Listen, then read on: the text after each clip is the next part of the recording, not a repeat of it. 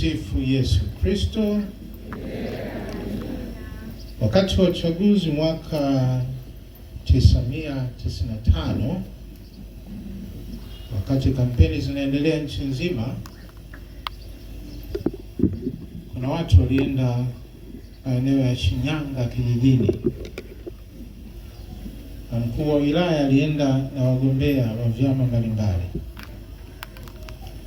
Walipofika pale, mkuu wa wilaya alipanda kwenye kijiji kinaitwa Sunamanda kule Shinyanga ndani, akaongea nao. Wale Wasukuma hawakumuelewa, akawaambia kidumu chama hicho. Wasukuma wakakaa kimya. Kidumu chama hicho, wakakaa kimya. Sasa baadaye akaja katibu kata, akamwambia, baba mheshimiwa, hebu naomba kaa pembeni ni wachangamshe Wasukuma wenzangu. Aliposimama akasema, Sunamwanta Igolia, Sunamwanta Igolia. Wasukuma tunaelewana eh? Baadaye Sunamwanta manake juu zaidi. Na umati ule wa Sukuma pale Sunamwanta wakapiga kelele sana, Igolia, Igolia, Igolia zigizigi. Ndio wakaja sasa, mkuu wa wilaya alifurahi, kaona hawa wameguswa kwa lugha yao. Na mimi siku ya leo sina budi kusema Vijibweni Igolia, Vijibweni Igolia, Vijibweni Igolia zigizigi.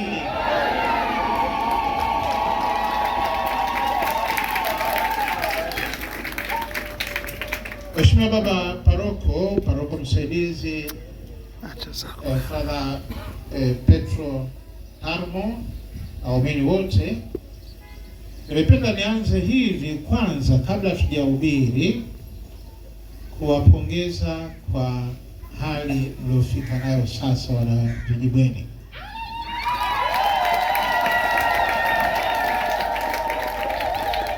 Mimi ni mwanaparokia ya Kigamboni. Nilifika hapa Kigamboni mwaka 1978 mwezi wa 5.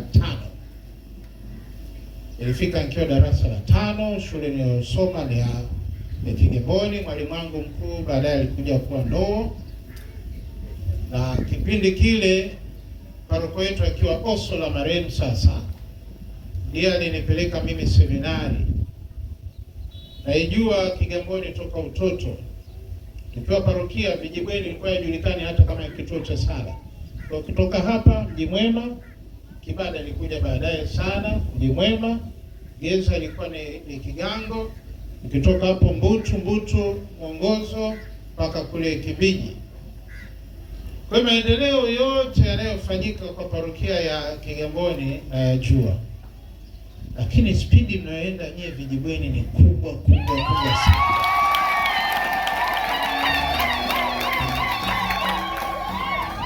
Nilikuja mara ya mwisho nikakutana na baba paroko. Mara ya mwisho nilisali na wawata kikanisa kile. Nilipokuja mara nyingine tukaingia hapo kwa chai kwa baba paroko. Sasa nilipoleta hapa kuona kanisa kubwa kama hili niliogopa sana. Kwa Makonde wanasema silango cha sawene kunyopa. Kwa Mkonde kama yupo, ukienda kwa watu lazima uogope. Na mimi nimekuja Vijibweni naogopa sana. Naogopa sana. Kwa kweli mnastahiki pongezi. Na pongezi nyingine, mmezaa. Mimi ni padri wa kwanza kwa Kigamboni, nilipadrishwa tarehe 23 Juni mwaka 1995. Nina miaka sasa 31 ya upadri.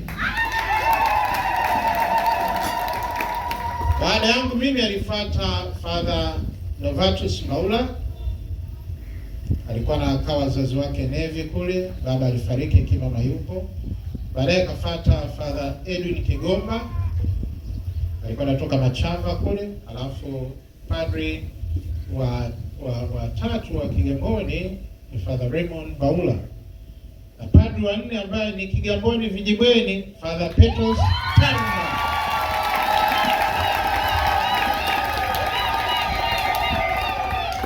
Ninyi mmezaa mtoto wa kwanza, lakini sisi tunamhesabu ni mtoto wa Kigamboni. Kwa nina fahari sana baba paroko aliniarifu juu ya misa hii, lakini padri mpya Father Petrus Tanmo nilipokuwa naongoza mafungo ya mashemasi kule Bunju, akamwambia baba, tuna shughuli 1, 2, 3. Nikamwambia shughuli ni yangu, kuna haja ya kuniomba. Ndio maana nimekuja hapa kuungana pamoja nanyi. Sasa twende kwenye masomo na twende katika kusema kidogo juu ya padri mpya Petro Tanmo. Masomo yetu tumesikia somo la kwanza, Nabii Isaya anatuambia juu ya mvua inayonyesha. Sisi huku tumezoea mvua zinaponyesha, zile za vuli, mvua za maua ya mikorosho au maembe, tunaona mabadiliko. Na zikija mvua za masika, mabadiliko ni makubwa sana. Mimea inaota, mahindi yanaota, maharage yanaota, migomba inapata nguvu, na tunaona kuna upya wa maisha. Kwamba hakuna mvua inayoshuka isilete mabadiliko. Mvua inaleta mabadiliko, na ndicho ambacho Isaya anataka kutuambia. Neno la Mungu ni kama mvua linapoteremka katika ardhi, lazima kitu fulani kipya kichipue. Somo la Injili tumesikia Yesu anatuambia mvua inaponyesha, si kila mvua inaponyesha mazao yatatokea. Ametupa changamoto 3.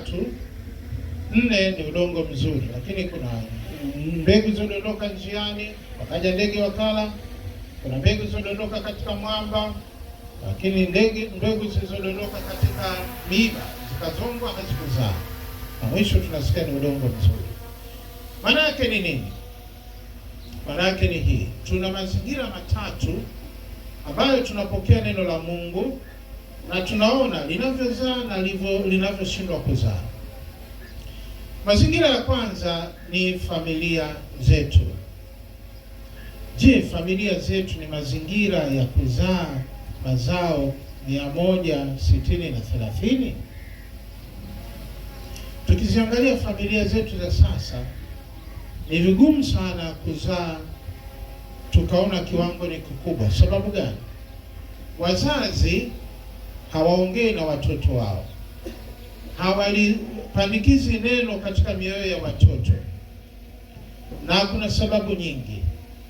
Baba na mama wakiwa waajiriwa, wanapunja muda wa kukaa na watoto. Muda mwingi wanakuwa kazini, wakiondoka saa 11 alfajiri wanarudi saa 2, saa 3 wamechoka, wanaenda kulala. Na wanakasimisha madaraka yao na kazi yao ya uzazi kwa wale mabinti wa nyumbani, house girls. Kwa muda unapopungua, ndivyo hata neno la Mungu linapopungua kwa watoto hawa. Kwa hatari ya familia zetu kuto kuzaa, tunawalisha watoto sausage, tunawalisha mikate, tutawalipia shule nzuri sana, lakini baada ya kuhitimu wanakuwa ni watoto tofauti. Watoto hawana upendo, hawana mshikamano, hawana heshima tena. Kwa sababu kile kipindi cha kunyesha mvua ya malezi, mvua ya kuwanyosha hawa watoto kuweka vizuri, wazazi wamekuwa na kisingizio cha kazi. Wazazi wameshindwa kujitoa sadaka yao ya muda wakakaa na watoto. Watoto wengi wanalelewa kama remote control. Mzazi yuko huko nyumbani, yuko kazini, anapiga simu, dada amekula, dada huyo ameoga, dada huyo amelala. Watoto wanakaukiwa maneno ya wazazi wao. Ndio maana Mungu anatuambia katika ile amri ya 4, waheshimu baba na mama upate miaka mingi na heri duniani. Amri hii ilitolewa katika mazingira ambayo baba na mama yuko na watoto wake. Na kilichotakiwa pale ni watoto sasa kuheshimu wazazi. Kwa sababu watu wa Kiswahili wanasema asiyesikia la mkuu huvunjika guu. Na asiyefunzwa na mamaye atafunzwa na nini? Sasa mazingira hayo ya kulea watoto tumeyabomoa kwenye familia. Familia si mahali tena pa kupokea mbegu ya malezi. Familia sio mahali tena ya kusemezana kati ya baba na mama. Mtoto na chumba chake, watoto na TV yao, watoto wanaangalia channel zao, na wengine wazazi wameona ni utajiri kuwanunulia hata watoto simu. Watoto na surf kwenye simu zao masaa 24 kwa siku 7, 24/7. Hawana nafasi ya mawasiliano na wazazi. Sasa familia ni eneo la kwanza linalotuonyesha kwamba kama ukimsusia nyani shamba utavuna nini? Mabua. Tunamshukuru Mungu sana kwa familia aliyotoka Father Petro Tarno.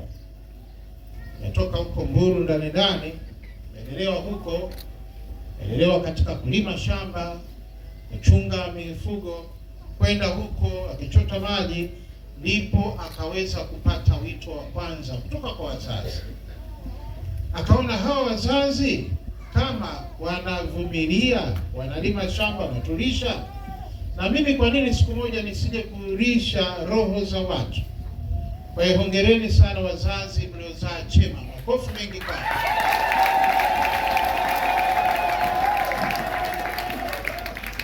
Familia, ukitaka kumzaa sister, ukitaka kumzaa padri, ukitaka kumzaa kijana wako afunge ndoa, wewe usiache kumlea.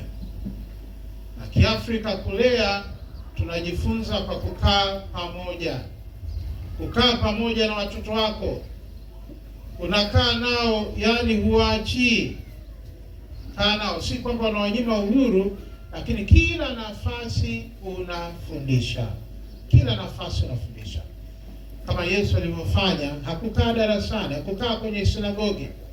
Yesu alikaa kwenye sinagogi mara moja tu Kapernaumu. Alivyoona umati umekuwa mkubwa, aliwenda ziwani kama leo. Kwa sababu mimbali ilikuwa haitoshi, nilishafika mara 3 mara 4 sinagogi la Kapernaumu ni dogo. Kwa hiyo watu walivyokuwa wanaongezeka kwa miujiza, Yesu akaamua sasa kukaa ziwani, baharini, alafu watu wakakaa huko pwani, akawa anawafundisha. Idadi ilikuwa kubwa sana. Kutoka hapo Yesu shule yake ilikuwa ni ya kuzunguka kiguu na njia na wanafunzi wake. Kila nafasi ilikuwa ni ya kuwafundisha wanafunzi wake. Akienda shambani kondeni, anaambia angalieni maua haya kondeni, hayapandi, hayavuni, lakini Baba yangu huwalisha. Angalieni ndege wale. Anazunguka kila sehemu. Kwa mzazi, usiache mtoto wako akae hivi hivi. Kaa naye. Kae naye. Kaa naye ili kama Wazaramo wanavyosema, unavyokaa naye utafanya mambo mengi. Genda na wayago, genda na wanao. Genda na wayago, nenda na wenzio, lakini kwa nafasi ya kwanza genda na wanao, wafundishe. Changamoto ya pili ni nini? Ni hii. Neno la Mungu linakutana na mvua nyingine zina nguvu.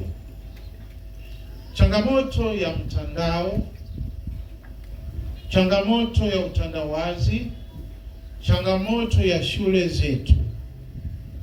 Shule zetu, bahati mbaya sana, tumesisitiza mvua ya akili, labda elimu academic, tukasahau mambo ya malezi. Wazazi wengi sasa hivi mpaka vipindi vya dini watoto wanakosa kwa sababu kuna tuition. Mimi nimekuwa mkurugenzi wa idara ya katekesi jimbo kuu la Dar es Salaam kwa miaka 19. Kila tukikaa kikao malalamiko, watoto wa komunio hawaji kwa mafundisho kwa sababu ni darasa la 4, darasa la mtihani. Hilo la 7 usiseme tena kwa wale wa kipaimara. Kwa wazazi wamesisitiza sana elimu ya kawaida, tukasahau huko shuleni kutengeneza mfumo ambapo wa kufundisha zaidi maadili, kufundisha zaidi hofu ya Mungu. Na kuna shule siku hizi nimesikia kule Magomeni, nimesikia hatua hata Jumapili nayo wanaenda kwa masomo ya ziada. Kwa mtoto haji kanisani, anaenda kwa masomo ya ziada. Sasa hapa tumezalisha nini? Tumezalisha mazingira ya kutokuwa na hofu ya Mungu. Watoto hawaogopi tena wazazi, watoto hawaogopi walimu, kwa sababu kuna mvua nyingine inayokuwa nyingi kuliko ya kwetu, mvua ambayo ina misukumo mikubwa, na huko badala ya kuwasikiliza walimu na wengine wanasikiliza mitandao.